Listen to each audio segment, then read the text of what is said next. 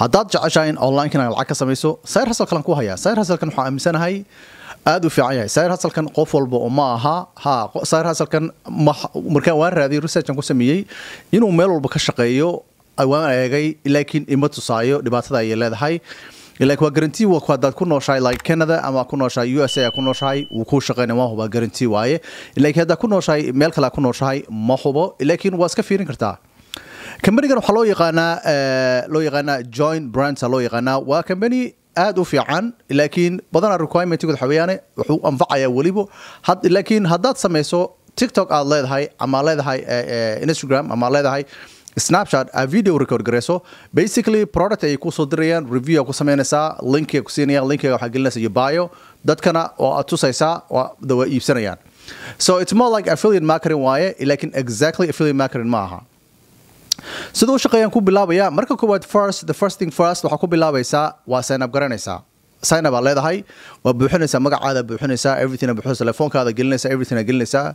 so waa ka soconaysaa kadib wuxuu ku leeyahay sawirkaada geli waxaas dhashashada ka arki doontaa waan tusi doonaa sawirkaada gelinaysaa sawirkaada markaa geliso kadib waa ka soconaysaa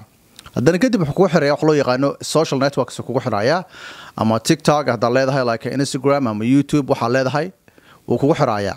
skip even waa dhihi kartaa that page skip darahdo wuxuu ku dhahayaa product-ga noocaas jeceshahay noo sheeg adiga aad rabto noocyada aad rabto noo sheeg noocyadaas oo ah hadday yihiin like a product haddaad beauty and personal care haddaa u baahantay ama education hadday tahay waxayna sheegtaa waxa adiga productka inaa u promote garaysaa rabto inaa u sheegtaa waay muhiim waay then wuxuu ku dirayaa page ah like marketplace buu ku diraa this is the last page wuxuu ku tusayaa productadii lacagtoodii iyo each one haddaad intan la iibsado oo adiga waxaa lacagta commissionka ka sameyn la ku tusaya so basically product iyo promote garaynaysaa oo qof kale uu leeyahay waa muhiimadda so waxaa laga yaabaa mid $100 haddaa iibso kale for example lagaa iibsado kale waxaa ka sameynaysaa $30 ka sameynaysaa $130 adaa qaadanayo haddaa iibso product ah $40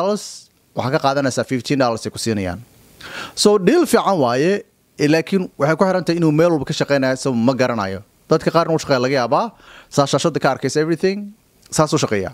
insha Allah intaas ayay maanta khayr wada ma rajaynaya assalamu alaykum